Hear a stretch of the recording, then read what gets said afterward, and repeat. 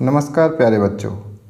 जैसा कि आप सभी को पता है कि अब आपके बोर्ड के एग्ज़ाम्स आने वाले हैं, तो थोड़ा बहुत प्रेशर तो सभी को होगा। लेकिन बोर्ड के एग्ज़ाम को लेके ज़्यादा प्रेशर नहीं लेना है, ना अपने आप को दबाव में रखना है कि बोर्ड एग्ज़ाम भी एक नॉर्मल एग्ज़ाम ही है। इसको लोग हौवा बना के रखते हैं, बोर्ड एग्ज़ाम। आपको मालूम नहीं होगा कि जो हमारे नॉर्मल एग्ज़ाम्स होते हैं उनसे भी ज़्यादा मार्किंग की जाती है बोर्ड के एग्ज़ाम्स में।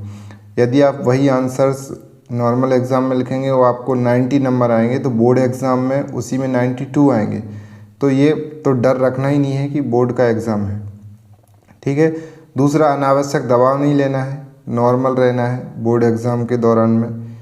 तीसरी बात है कि जितना आ रहा है उसी को रिवाइज़ करना है। समय कम है तो हमें एक्स्ट्रा नहीं समेटना है, जो आ रहा है उसको अच्छे से रिवाइज़ करें। आज हम बात करेंगे कि जो बोर्ड एग्ज़ाम में कॉपी कैसे लिखें ताकि जो मार्किंग है वो ज़्यादा से ज़्यादा हो और हमारे नंबर अच्छे आ सकें। तो हम इसमें कुछ बातों का ध्यान रखेंगे। आज हम हिंदी विषय की कॉपी देख रहे हैं। ये जो टॉपर्स की कॉपी है इसको आप MPBSE की ऑफिशियल वेबसाइट से भी डाउनलोड कर सकते हैं। हम देखेंगे कि जो टॉपर्स होते हैं वो किस तरीके से कॉपी को अरेंज करते हैं, आंसर्स कैसे लिखते हैं कि इनके इतने ज़्यादा नंबर्स आते हैं। आंसर तो सभी लोग, बहुत सारे लोग लिखते हैं सही, पर कुछ टॉप की श्रेणी में कैसे आ जाते हैं। तो हम देखेंगे कि इसमें हमें कुछ बातों का ध्यान रखना है। क्या? जैसे कि सबसे पहला तो है स्वच्छता, ठीक। जब भी हम लिखते हैं तो काटा पीटी ना करें, पेन से बार बार ओवर राइटिंग ना हो। एक ही शब्द पेन सही से नहीं चल रहा है तो फिर बार बार वहीं पे चला रहे हैं, तो उससे क्या होता है कि वो एक अलग ही दिखने लगता है। कॉपी में जो स्वच्छता रहती है वो बरकरार नहीं रह पाती है। तो हमें पहला तो स्वच्छता का ध्यान रखना है। दूसरा है लिखावट, राइटिंग। तो लिखावट जो है वो सामान्य ही हो, अक्षर इतने एकदम बड़े बड़े भी नहीं होना चाहिए, एकदम छोटे भी नहीं होना चाहिए कि स्पष्ट तरीके से ना दिखाई दे सके। और ज़्यादा कोई खूबसूरती की तो आवश्यकता है नहीं, बस इतना लिखना ताकि चेक करने वाले को सब शब्द अक्षर सही से समझ में आए, ठीक। तीसरी बात है जो ध्यान रखें कि एक तो कोशिश करें कि प्रश्नों का क्रम बरकरार रहे। ऐसा ज़रूरी नहीं है, लेकिन मेरी तरफ से ऐसा सजेशन है कि हम क्रम से ही लिखें, ताकि बार बार प्रश्न का पता चला कि 5 की जगह 13 लिख रखा है, 13 की जगह 18 नंबर लिख रखा है। कोशिश करें कि हम क्रम से ही चलें। यदि नहीं आता है तो बात अलग है, लेकिन यदि हमें आते हैं तो हम क्रम से ही चलें ताकि चेक करने वाले को कोई असुविधा ना हो। इसके बाद आती है एक बात अंतराल की। जो हमारे शब्द और लाइनों के बीच का अंतराल है, हमें इसको ध्यान रखना है कि प्रश्न, जैसे यहाँ पे आप देख पा रहे होंगे कि प्रश्न का क्रमांक यहाँ डाला हुआ है और किस प्रकार का प्रश्न है यहाँ लिखा है, फिर एक एक लाइन छोड़ करके ये उत्तर दिए गए हैं, ठीक। तो इस बात का भी बहुत ज़रूर से ध्यान रखना होता है, क्योंकि पर्याप्त स्पेस मिलता है आपको कॉपी में, तो आप इसका अच्छे से ध्यान रखें। ऐसा नहीं कि बस लगातार लिखे जा रहे हैं लाइन बाय लाइन उत्तर, तो उससे क्या है, स्पष्टता नहीं रहती है। प्रस्तुतिकरण जो होता है हमारा वो अच्छा नहीं होता है। आंसर तो हम सही देते हैं, परंतु देखने में थोड़ी सी असुविधा होती है चेक करने वाले को।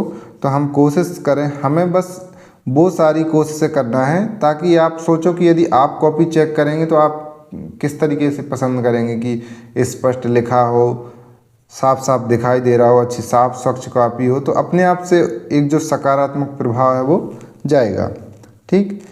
इसके बाद हमें क्या करना है कि यदि हमारे सिलेबस में NCERT लागू है तो हमें जितने भी उत्तर देना है वो NCERT का संदर्भ लेकर ही देना है, ठीक।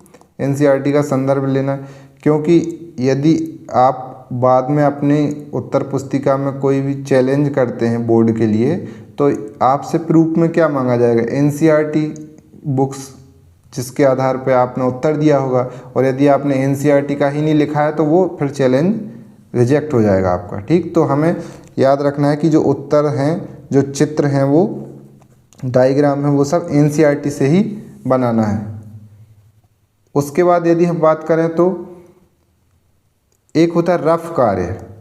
रफ कार्य हमेशा कहाँ करना है, पीछे की साइड, सबसे अंत में वहाँ पे लिख दीजिए रफ कार्य, और जितना रफ है वहीं करते रहिए। बहुत सारे लोग क्या करते हैं कि वहीं साइड में कर देते हैं, लाइन खींचते हैं और उसी के साइड में रफ कार्य कर देते हैं। तो इससे क्या होता है कि एक मतलब नकारात्मक प्रभाव पड़ता है कि क्या है, मतलब साइड में ही वहीं गंदगी कर दी और साइड में उत्तर लिखे हुए हैं, तो ये एक अच्छा इंप्रेशन नहीं होता है। तो हमें क्या करना है कि रफ कार्य जो है वो अंत में ही करना है, ठीक।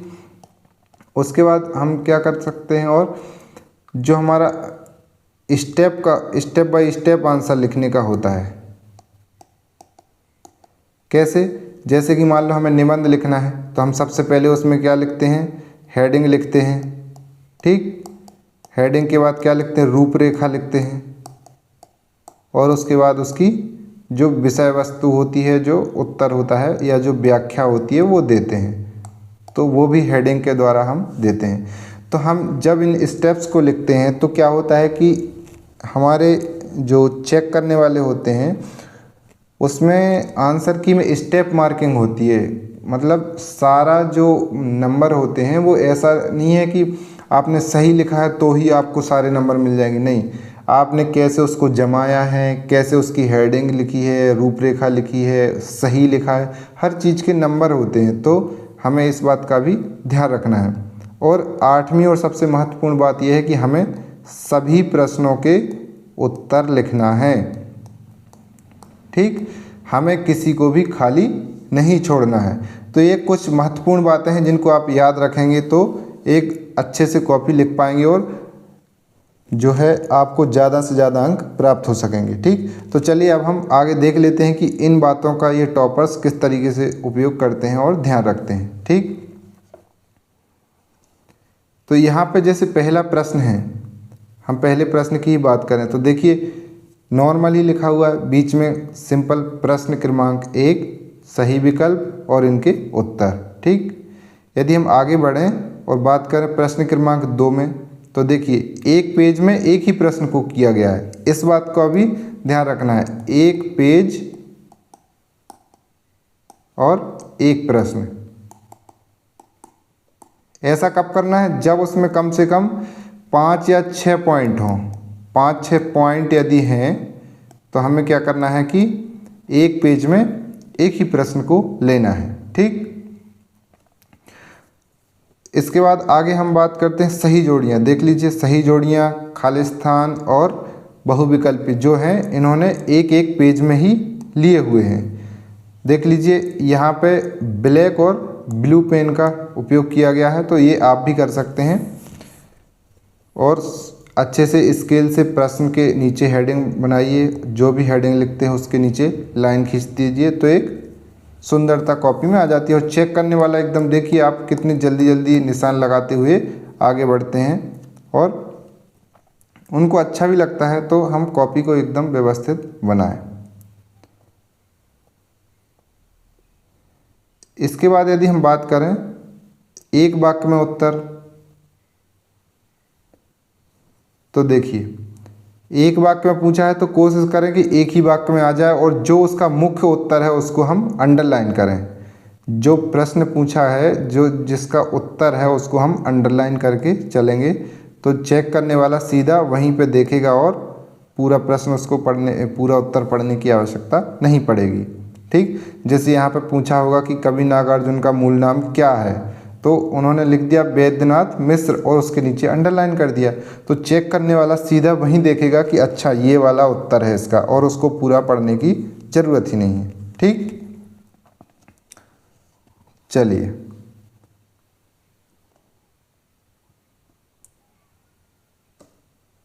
तो हम इस तरीके से लिखेंगे। अब सत्य असत्य है तो ये भी वहीं यहाँ पे नॉर्मल सी एक अच्छी हेडिंग बना दी, सत्य असत्य चयन कर लिखिए, किस प्रकार का प्रश्न है ये ज़रूर लिख देना है, और बस सीधा सीधा ब्लैक से हेडिंग, ब्लू से आंसर दे दिए, तो ये एक साफ स्वच्छ कॉपी हो जाती है।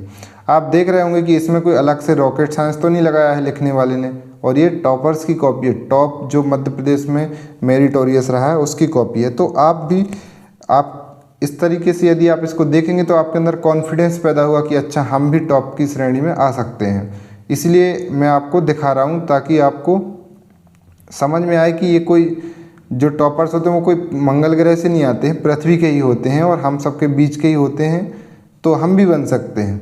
और इसके लिए कोई अलग से ज़्यादा दिमाग लगाने की आवश्यकता नहीं है। देखिए जैसे यहाँ पर ये 2-2 अंक के प्रश्न हैं, तो इसमें आप क्या करेंगे कि जो 2-2 अंक के प्रश्न हैं उसको एक पेज में 2-2 लेना है। ध्यान रखना इस तरीके से लिखें कि कम से कम 3 लाइन में उसका उत्तर समाहित हो जाए, 3 से 4 लाइन में। और उसको फिर हम जैसे ही एक प्रश्न पूरा हो जाता है तो हम उसको एक लाइन खींच के और बंद कर दें ताकि चेक करने वाले को स्पष्ट अलग अलग दिखाई दें। यहाँ पे देखिए, जैसे यहाँ पे देखिए इन गलती हो गई तो इनने सिंपल से इसको इस तरीके एक लाइन से क्रॉस कर दिया। तो ये आप देखिए कि यदि आपसे अंतर पूछे गए हैं तो आप कोशिश करें कि अच्छे से स्केल से कॉलम बनाएं और इनको लिखें, और साफ स्वच्छ राइटिंग में लिखेंगे तो चेक करने वाले को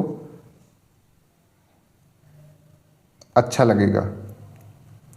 देखिए आप यहाँ पर जैसे मैं एक स्टेप मार्किंग की बात बता रहा था आपको, मैं अभी बताऊंगा।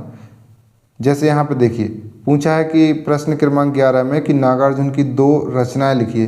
सिंपल सा 2 रचनाएं निम्नलिखित हैं, 1 और 2, बात खत्म।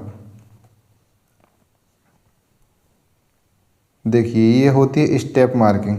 जैसे प्रश्न क्रमांक 12 है, इसमें भाव पक्ष पूछा होगा, तो पहले तो कवि उनका नाम लिखा, एक स्टेप हो गया, दूसरा स्टेप और तीसरा स्टेप।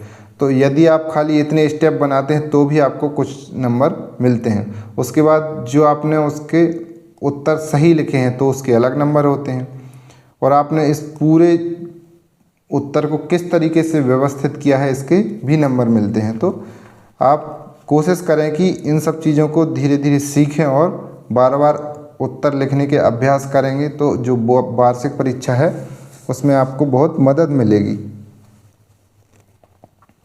ठीक, तो इस तरीके से ये पॉइंट वाले उत्तर हैं तो उनको पॉइंट में देना है।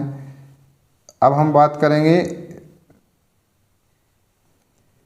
निबंध और एप्लीकेशन की। इसको आप देख लीजिए, ये है एक संदर्भ, प्रसंग और व्याख्या वाला। तो इसमें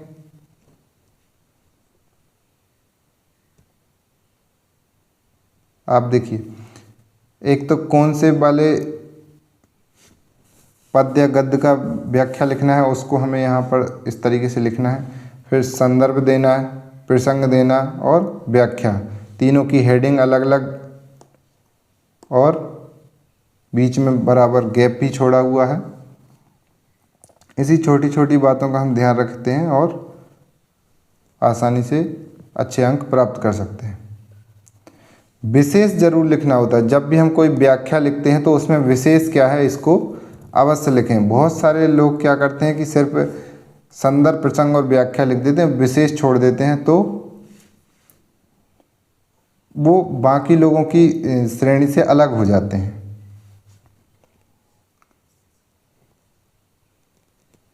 फिर यहाँ पर एक संवाद पूछा होगा तो ये संवाद दिया गया है, ये देख लीजिए आप। हाँ, ये हम बात कर रहे थे निबंध की।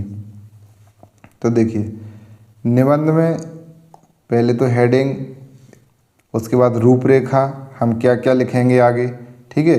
उसके बाद एक कोई कोटेशन लिख दिया अच्छा सा, ये जैसे यहाँ पर लिखा है विज्ञान का हमने किया है जन्म, यह है हमारे लिए अमूल्य धन। तो इस तरीके से कोई भी निबंध आप लिखते हैं तो उसके बारे में 1-2 कोटेशन याद रखिए और उनको लिखिए। इसके बाद प्रस्तावना,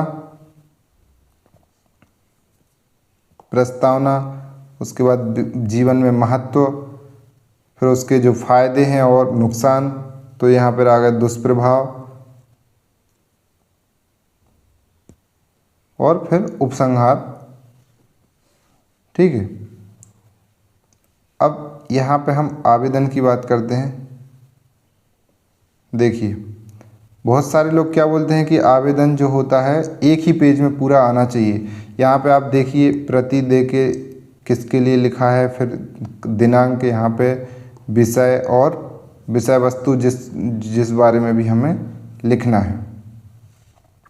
अब देखिए एक जो महत्वपूर्ण बात है, ये यहाँ तक आया इस पेज में, इसके बाद अगले पेज में गया यहाँ पे, तो इसका कोई वो नहीं है कि एक ही पेज में आना चाहिए। ठीक है, तो इस बात को भी मन से भ्रम जो पाला हुआ है उसको निकाल दें कि एक ही पेज में पूरा आवेदन आना चाहिए। दूसरे पेज में भी आए तो चलेगा, लेकिन जो उसका प्रस्तुतिकरण है वो सही होना चाहिए, व्यवस्थित होना चाहिए। ठीक, तो ये थी विषय हिंदी विषय की कक्षा 10वीं 2024 टॉपर्स की कॉपी।